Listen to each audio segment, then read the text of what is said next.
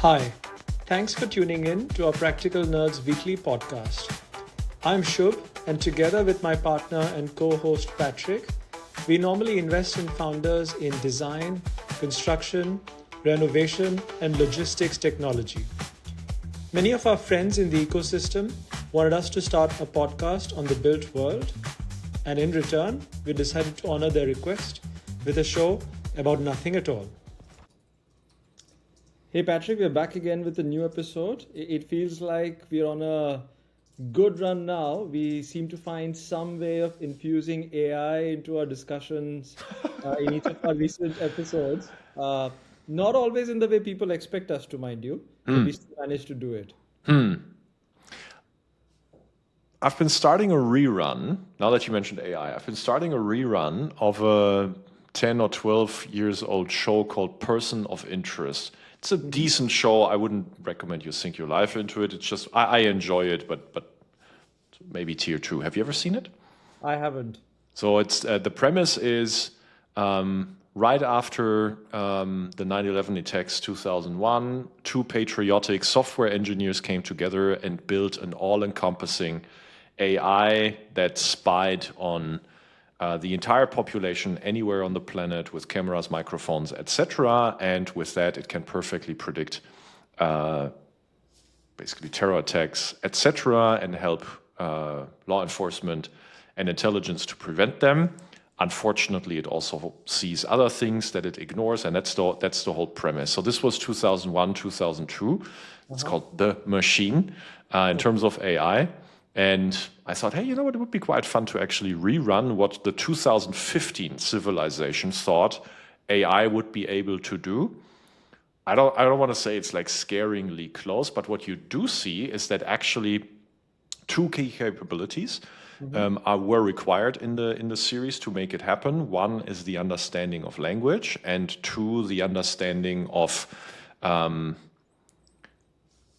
images, movement, etc. There's no spatial or world model AI being referenced, etc. But these two things are. So it was quite fun actually going back a decade plus and seeing, hey, these guys, they got that part right? So if you had these two things, then you can make AI work. And I think that's the world we're in today, and it's absolutely scary and exciting. How much AI is working for you and me and everyone else out there. But it should also be scary for people that have been buying service businesses, perhaps. That's what we want to talk about.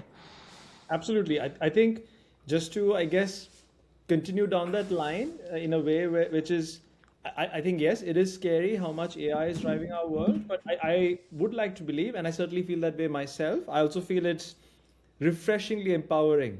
I feel like I think I haven't felt this way in maybe 20, 25 years as to how much of my workflow is changing rapidly. And I feel like I'm getting back a whole lot of time to do very interesting stuff by myself, independently, not have to depend on others, etc. So it's a very exciting time. And the feeling of autonomy and empowerment is a very powerful human emotion, Patrick. And I feel like it's hard. So once either individuals or businesses realize that, hey, you know what, we've got this, right? We got this. We don't need to be beholden to others.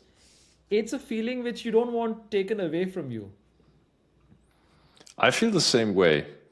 And I had anecdotes to that effect that led into this choice of topic for this episode. So I was telling you a few things, and I'm sure a lot of people listening to us, they would be like, yeah, I had that. Yep, just last few weeks or just yesterday, etc. So we're the same. We're pointing out what is actually happening everywhere, but real examples. So number one, I was working with a colleague on an RFP for brand agencies. Okay, so in that case, let me just tell you what this was about. So this was not about, okay, can you do something very specific. So this was about, okay, we have created product arguments for the business. We have created manifesto for the business, strategic direction, ideology, strategic narrative, etc., on top of the product arguments. So there's a ton of input, but now, hey, help us translate it into an exciting visual language. So when you then do these RFPs, before you do these RFPs, you tend to talk to the agencies that either you have worked with in the past, that were recommended, that did good work. You try to have a few champions in there, a few challengers, blah, blah, blah. People know how RFPs work. So before you actually send them the RFP, you warm them up. And then they already tell you their method. Their method is, well, we are doing it this way. So we're going to kick it off with a strategy workshop. And then and then this is the timeline, and then we'll create the assets for you. Assets are website, assets are your PowerPoint deck or whatever used to be. And for the website, it can be this many pages with this many subpages only, and this, and no sales collateral offline, the brochure that comes extra. But this is what we're typically doing. And then you design your RFP after you have learned through these warm-up conversations, okay, this is what I need. I want these people in the process. Bob, write your RFP, send it out, and get it done.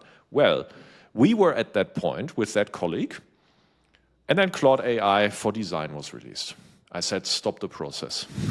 Stop the process. Please play with this and tell me which part of the RFP we don't need anymore. Honest, 100% true anecdote of the last 7 days. So the colleague came back. The colleague said, okay, I can't entirely eliminate it just yet, but I can eliminate 80 to 90% of the RFP scope. So what could have been a random number, $100,000 project for the service providers that got selected, now got reduced to a $10,000 project. Random numbers. What else did he still want to have in there? The creative part. What is the tone? What is the stylistic choices, etc. I bet you, Shub, in a year from now, I'm not going to have that in the RFP either anymore, because it's not a big leap anymore, because you can actually even solve it with simulation of different creative directions. It's not like you need that spark anymore. First example. Second example, working with another colleague who's actually a lawyer, worked for bulge bracket law firm in the past, and that person had been approached for drafting an ESOP for a startup. And with the law firm that he was working, that law firm was quoting a quote, so startup that raised a lot of money, quite highly reputed, that law firm equally reputed, that lawyer very reputed, that works with the company, and they came back with a big quote for that ESOP. Again, let's give a random number, 20,000, okay? Yeah. That lawyer then looked, hey, can I not actually also do this in Claude? He drafted the entire ESOP just in Claude. Shouldn't surprise anyone. This is no magic, no rocket science anymore, right? So we're in 2026, not a problem. He got it, and then he went back to the law firm and said, okay, how much for just checking my ESOP? 1,000. And then he just thought, okay, is it worth spending 1,000 on checking it, etc.? I don't know where he came out. So either he reduced it now from from 20,000 to 1,000, so 95% reduction, or to 0, 100% reduction. More examples like that that we have been doing. And there's a big implication of all of this. But I just want to point out the knowledge work that you used to do with external service providers. The service providers, that big AI companies that make hundreds of millions of ARR right now and raised $1 billion plus, are currently selling to. And the same service providers that VCs and tech PEs have been starting to roll up under the AI thesis. Those same service providers now get threatened by insourcing. What do you think? I think it's very much on the cards. I think if these service providers are not already feeling the heat, I think it's as imminent as it gets. And I think, actually, while you were speaking, a very weird example came to my mind from the past. And I know it may sound very random, but I promise it'll make sense. So I don't know if this was a thing in Germany back in the day. Did you have a time in 80s, 90s, where there used to be elevator operators, where you enter an elevator and there's a designated person to operate it? Not for a long time. That was a thing in the golden 20s, in the 30s, maybe still the 40s. And then it became a luxury thing. And at some point we didn't have that anymore. Okay. Like bellboys for an elevator. Yeah. So where I was going with this was, So originally, back when elevators were a new technology, every elevator actually had an operator because there would be a pulley system and whatnot. Yeah. When the technology became more sophisticated, they would still have these operators, but then it obviously faded away because then people realized, hey, they actually don't want another person, pressing the buttons. They actually want the freedom What a to cool decide, analogy. right? Yeah. And the thing is, once you realize that, hey, you know what? Why is this person, this intermediate layer there? Because it is within my, literally within my line of sight, what I want, and I can get it. I don't need another person just to do it for me, right? And I feel like we are actually at that point with so many services, So right? many services. What it needed was the technology to make it visible to us, the outcomes, and now we are there. I 100% agree. I would double underline and qualify. So when you and I speak of services in this episode, we speak of white collar Yes, information services. that's right. That's what we're talking about. Yeah, Blue to run collar. with the analogy, for better or worse, we are not yet at a point where we decide, hey, you know what, now let me get out there and build a brick wall for myself, or now Yeah. let me get out there and fix that fence or whatever. Or build the elevator, install Yeah, the elevator. That's not what we're talking about. yeah, But that points to the key first principle. Let me first name it, but then I have a great lateral learning that applies here that someone taught me. So the first principle, in my opinion, is that if I can live with a small probability of what I just did with the AI being wrong, and the impact of that, if I can just live with that small probability, I should insource it if I can do it. yeah, Now, if even the smallest probability of something being wrong can ruin me, I shouldn't do it. yeah, And that's why construction services is a completely different animal. yes, That's why robotics integration, completely different animal. That's why building an elevator in my own building is also a completely different animal. yeah, But you know what? Being wrong on a small probability on that one NDA I signed 2 years ago, most likely is not going to ruin me. yeah. That's right. Being wrong on the taxes that I filed, it's also not going to ruin me. It might cost you money, but it's not going to ruin you. Also, I think there's this aspect of if you're wrong, to what extent is it reversible? Exactly right. Yeah, Exactly right. So here's the lateral, right? So you and I, we know a very, very accomplished and successful insurtech founder. Insurtech founder backed by, well, whatever, doesn't matter. It's a super successful and well-known insurtech founder in the US. Well-wisher of ours, has been working with us, etc. And at some point last year, I sat down with him in LA. We had lunch, and I just picked his brain on insurance, when insurance makes sense, when not, how he would structure insurance, because he had this creative new, sorry, the trigger was he had this creative new product for founders. That was actually an insurance product designed as a portfolio. Super interesting. Why did you come to this? What is the principles here? Blah, blah, blah. And he said, look, people overbuy insurance all the time. And his logic, it's perfect logic, it's purely mathematical, is that they buy insurance on every little thing that, if it happens, doesn't ruin them. You don't need insurance for that. You can just put money aside. And in many, many cases, you don't even need to put money aside. Now, what you should buy is the insurance that, in the very off chance that it happens, it can ruin you. Health insurance is exactly that, especially in the United States. yeah, Hurricane insurance for your home. It's exactly that. That will ruin many, many people. You know what's silly? Apple Care. yeah. It's the dumbest insurance product. Sorry, listeners, but it's really the dumbest insurance product you can buy, because it will not ruin you. But a genius addition to the Apple. Exactly. Someone's dumbness is the genius for the other side. That's Yeah. exactly the point, right? But from the purchaser of insurance perspective, you should not buy this. Okay? So if it doesn't ruin you, you shouldn't do it.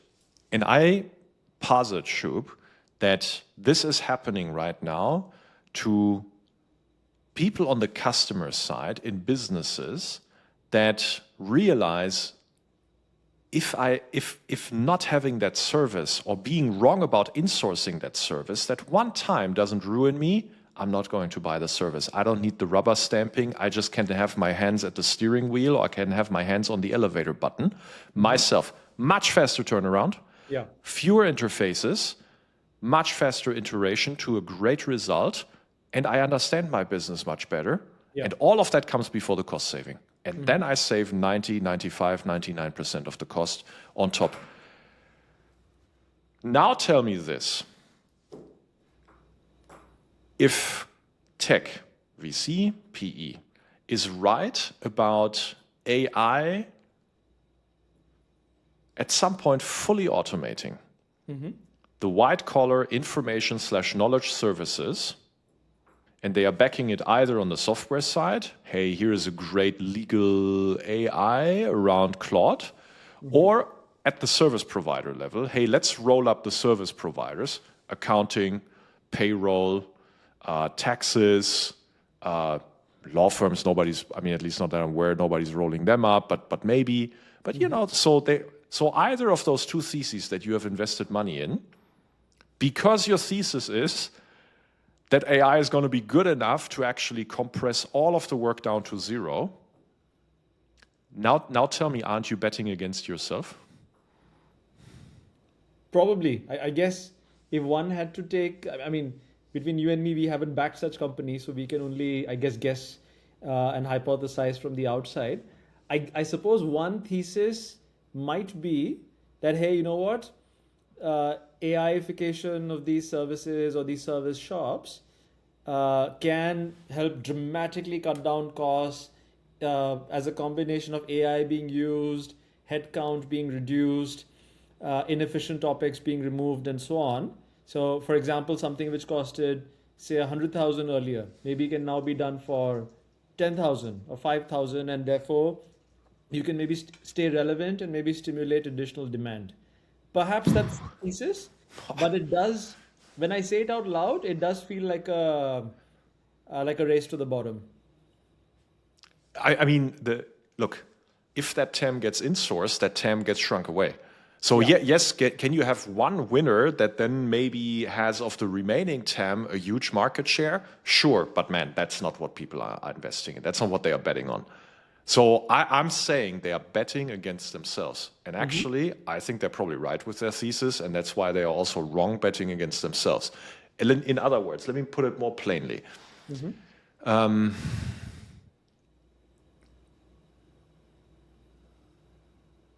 If you bought up a ton of accounting firms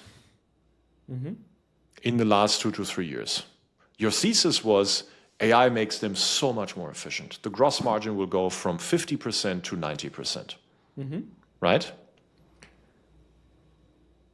And now technology is actually that good to make it to 90% gross margin. You know what the technology is also good enough? It can be used by your end customer.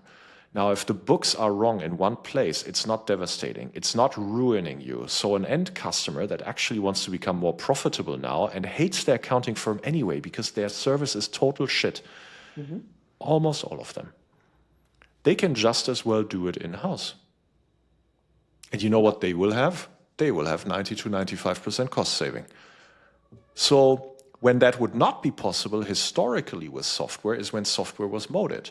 So you can't just develop, that threat was always there under the premise that the end customer would just develop the software, but that was prohibitive. It was cheaper and more economical to take the fixed cost of developing the software once and then distributing the shared cost across many, many different companies. But if you decompress that fixed cost down to almost zero, couple $100, couple $1,000 maybe, anybody can literally just do it. And they will, because they will look at some point in their P&L and they will see these cost items that they can get rid of. Now, is there a transition period?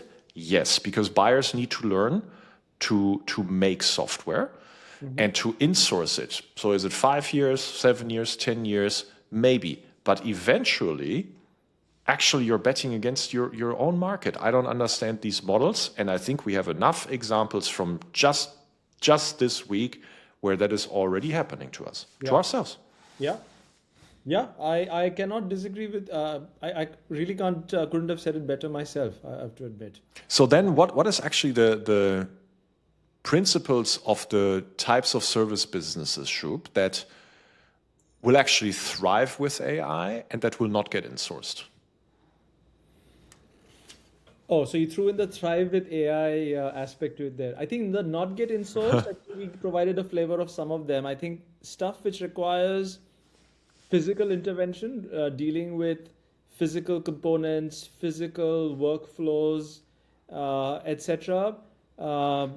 I think it's actually uh, perhaps I'm thinking if there's an argument that it is more directly tied to AI than we realize, and I'm not talking about building out data centers and stuff like that in a more abstract sense. At the very least, it is insulated from AI for sure. Did you have a specific example in mind when you were thinking which is also enabled by AI? I mean, I feel like actually, you know what? Let me add to this. I feel like with the at least the current sophistication that we see of AI solutions, the act of creation, generation, writing, etc., it's dramatically sped up things. Maybe it's now happening at a thousandth of the time it took, maybe a millionth of the time it took. Right. What I at least find is I need additional processing preparation to verify authenticity, intent, the human spark, things of that sort. I don't know if that I'm not aware of like a dedicated service which does that. I would usually put that down to, I guess, human instinct or a professional hunch and stuff like that. Maybe at some point AI will capture those things as well. I can imagine if you visualize it as a layer, a service layer which does verification, authentication, and instinct check, I think that will become a more important capability to have. Although I'm not aware of that being an outsourced service as of now. So I can think of four characteristics that if you have these, your service business will continue to thrive through AI, and you will not be insourced. You can actually capture the value of AI. The first one is, I love your term, physical intervention. Agreed. So installer businesses would be something that is like squarely in that, right? The second one is, if even at a low probability, one bad outcome can ruin you. Yes. We discussed that. That's the second. The third is, if there is unequivocally only one correct answer, right? So if I work with law firms, I mean, how often have you heard a law firm say it depends? More than you like, right? Yes. All the effing time. It drives you nuts. They don't want to tell you exactly. And then their excuse is, I don't know what the judge will rule. Well, thanks. Yeah, I need business guidance, not someone to show me where west, north, east, and south is on the map. Okay, I can do that myself. So that's unequivocally not a specific answer. In fact, they refuse to give you one. Even in accounting or taxation, there are situations where the IRS might think there's a correct answer or not, and that's why even if you file it wrongly, they will come back to you and actually have that conversation with you in most instances.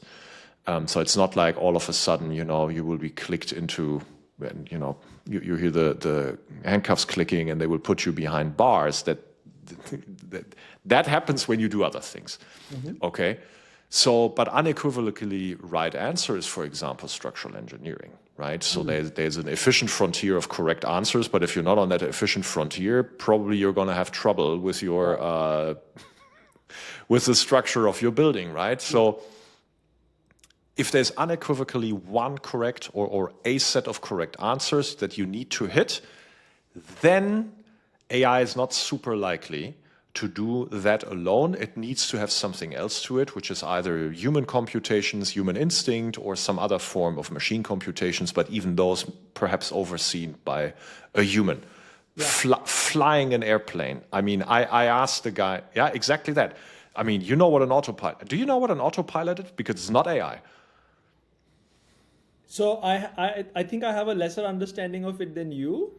I do know that all they do is it's during the cruise phase, it's a supervised flying by the machine. Yeah. Purely based on rules. It's Yeah. predetermined rules that it must follow. So an autopilot, and I asked a room of people once, hey, so left current autopilot, right AI piloted plane. Which plane are you boarding? Not a single person in that room said AI piloted plane. Why would you? There is no upside to it. There is only downside to it. The only upside is, okay, maybe I don't have the pilot in there anymore. But you know what the risk is? Well, that one bad result can ruin you, like quite literally. So Yeah. you don't want that, right? So that's the third. And I had a fourth one that I now forgot. But I think these three are already quite instructive, right? So if you want to have a moated service business, either ideally a combination of those three, that's a very good starting indicator whether whether you will be the one absorbing the value of AI making it the service more efficient, or whether it's going to be your customer. Yeah. And do you think any of these fit the description of actually able to ride the tailwinds of AI?